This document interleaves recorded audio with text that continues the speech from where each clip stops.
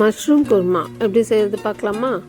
அரை முடி திருகின தேங்காய், 10 பல் பூண்டு, 2 பச்சை மிளகாய், 1 இன்ச்சு இஞ்சி, 3 பட்டை, 3 கிராம்பு, 3 ஏலக்காய் இதெல்லாம் போட்டு லைட்டாக வறுத்துட்டு 1 ஸ்பூன் சோம்பு போட்டு நல்லா வறுத்துக்கலாம். பச்சை வாசனை போக நல்லா வறுத்துட்டு அதை ஆற வச்சிடலாம். 3 மீடியம் சைஸ் வெங்காயம், எண்ணெய் ஊற்றிட்டு 3 மீடியம் சைஸ் வெங்காயம் போட்டு வதக்கலாம். அது லைட்டாக கலர் சேஞ்ச் ஆனதுக்கப்புறமா 3 தக்காளி போட்டு நல்லா வதக்கலாம். ஒரு கொஞ்சோண்டு கருவேப்பிலை,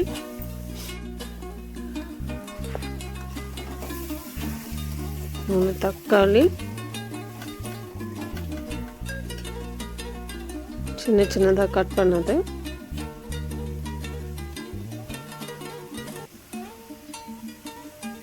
ஒன்றரை ஸ்பூன் உப்பு,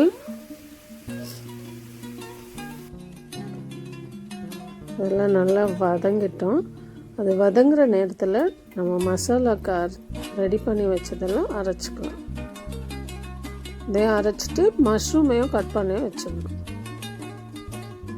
வெங்காயம் தக்காளி நல்லா வதங்குற நேரத்தில் இதெல்லாம் ரெடி பண்ணி வச்சுக்கணும். ஏற்கனவே கசகசா கொஞ்சம் ஊற வச்சிருந்தேன், அதையும் சேர்த்து அரைச்சிக்கலாம்.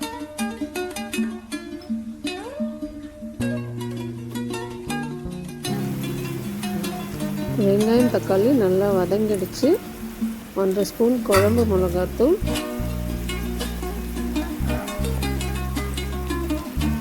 1/2 ஸ்பூன் மஞ்சள்,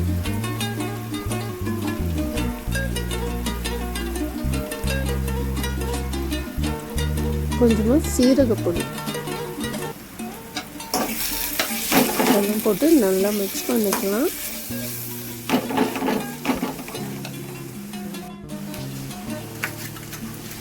இப்போ நல்லா மிக்ஸ் ஆகிடுச்சு.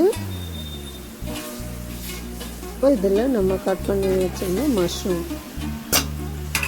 மஷ்ரூம் வெந்நீரில் போட்டு நல்லா க்ளீன் பண்ணிவிட்டு அதுக்கப்புறமா கட் பண்ணி வச்சிடணும். அரைச்ச மசாலா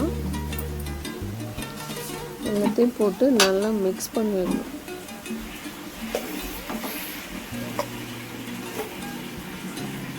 மஷ்ரூம் ரொம்ப நேரம் வெந்நீரில் போட்டக்கூடாது, கொதிச்ச வெந்நீரில் போட்டு உடனே எடுத்துடணும். இப்போ இதெல்லாம் நல்லா மிக்ஸ் ஆகிடுச்சு.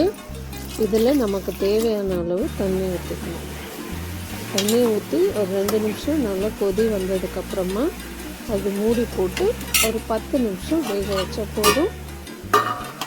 நமக்கு தேவையான மஷ்ரூம் குருமா ரெடி ஆகிடும்.